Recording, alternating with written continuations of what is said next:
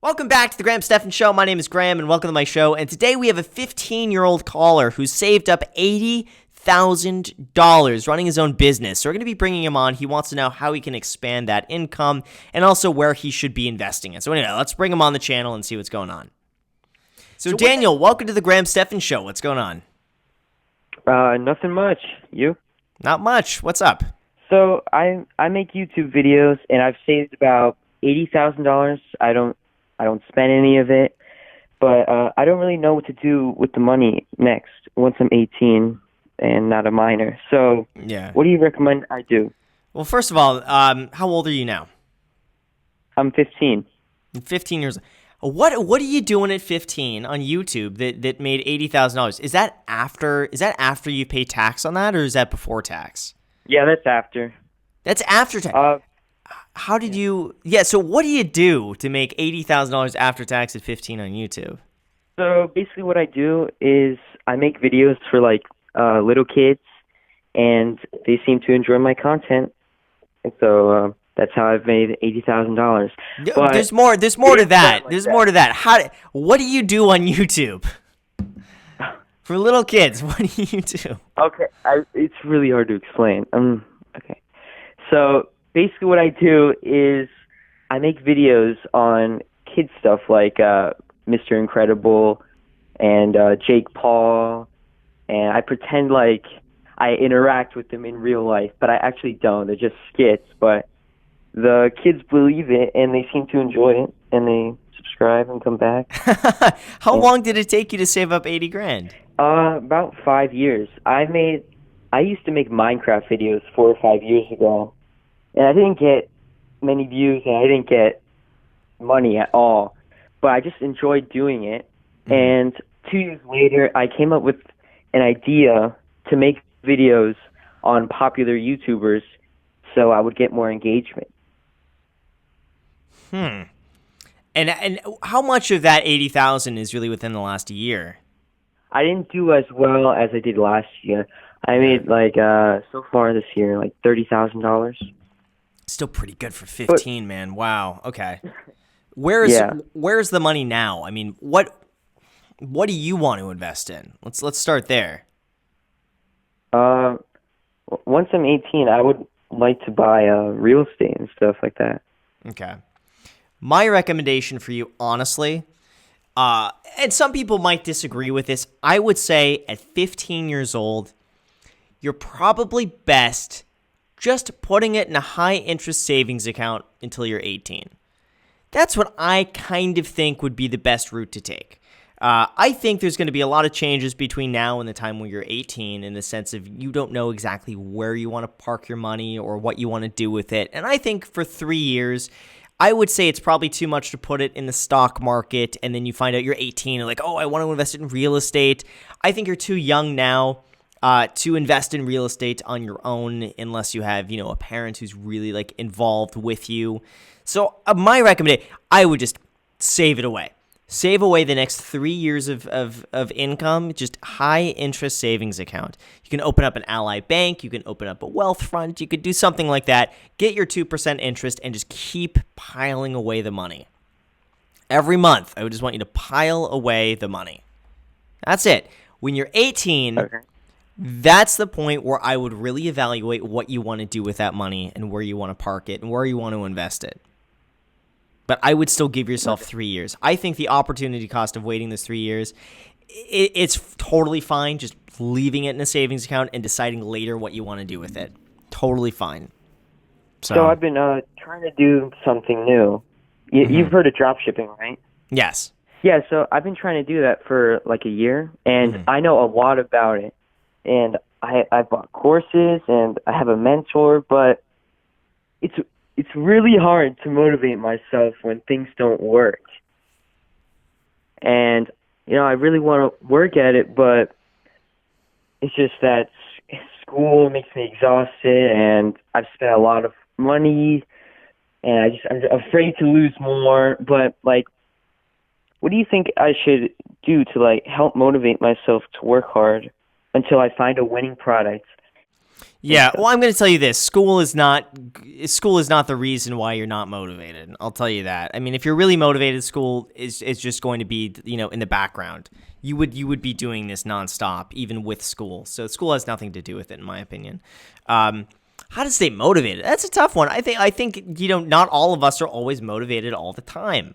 And it's a part of life. Like half the time, even when I'm making these videos, I'm not always motivated to make videos. I would say there's maybe like 2 days a week where I'm motivated to do videos, and then the other 5, I just like am either indifferent or I'm just like, oh, okay, I got to get another video out today. It's the next day, and a video needs to be posted. I'm like, it's just a part of it. You just got to keep on the schedule, and you got to push through it. But in terms of staying motivated, why drop shipping? Are you doing it just because do you see money in it? Are you excited about it? Do you want to do that? Because it seems like you're really just doing it for the money, and it's not really something you're interested. Because I really believe if you're interested in something, you just get so involved and you do it and you're happy about it and you end up making money. If you just do it for the money, it's so easy just to get discouraged when you don't see the results.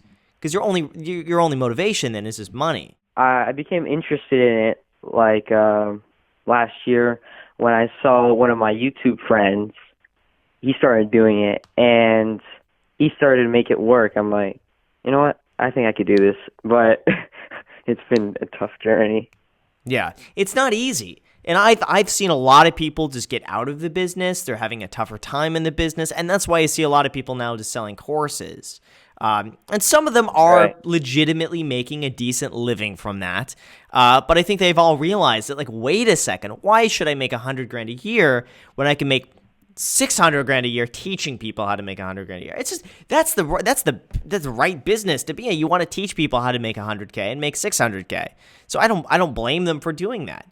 But doing it itself is a difficult business, and it's a full-time thing, and people are very involved. It's extremely competitive. There's a lot of people with a lot of money to throw at it, and it's difficult to break in, and that's the reality that I've seen.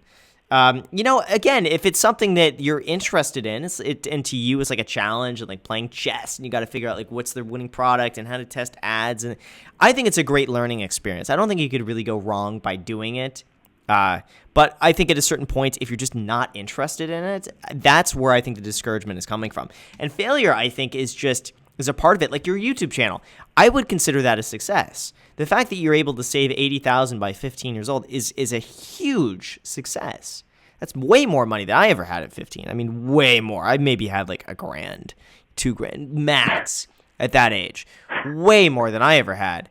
But again, you didn't do that originally, like you said, for the money. You just did it because you enjoyed it, and that was something that was enjoyable to you, and it made money. I'm not saying drop shipping has to be the same way, that everyone has to be like really into drop shipping, but I think there's an element of it that you just find it a challenge and you enjoy finding products, and it's again like playing a game where it's like, what is going to be the best strategy and the best putting these ingredients together to make money. And if you're just doing it for the money, then I think no wonder you're feeling just discouraged from it.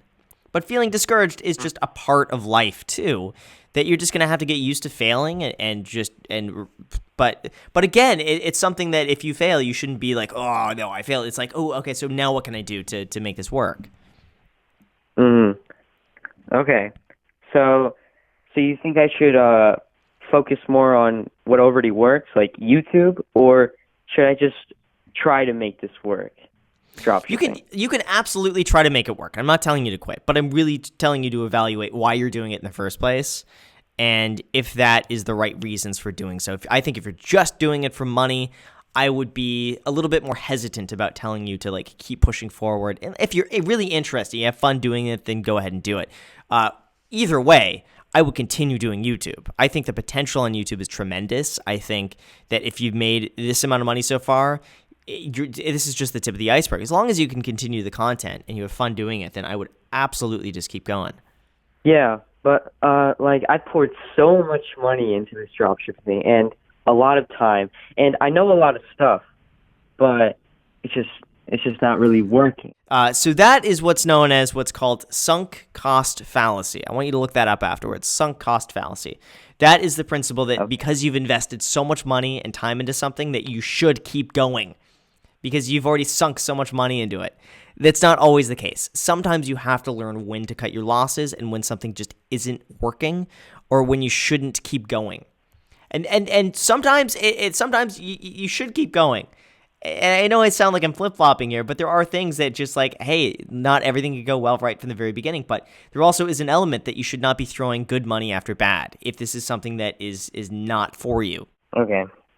All right. But you got to evaluate why it's not working. You really got to figure out what are you doing wrong. That should be, I wouldn't throw more money into it until you really look at like and figure out like what could you be doing better?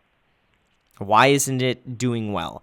Even, by the way, if there's someone in the description who runs a successful dropshipping store who wants to look over this, if you comment and you say, hey, here's my story, like if you're legitimate, I'm not talking about like, fake stories. If you really want to help them out, if you're in the description watching this right now, I encourage you, by the way, go and read the comments and maybe someone's there who wouldn't mind just taking a look for you for free or just, you want to pay whatever you feel like, might be worth it. I would really find out why it's not working. Well, thank you so much for the call. I really appreciate it. Best of luck to you. And yeah, I hope you read the comments on this video and maybe someone's willing to help you out and look over your Shopify store for you. Thank you. Thank you for having me on the show. You got it, man. Good luck. Thanks. All right, bye.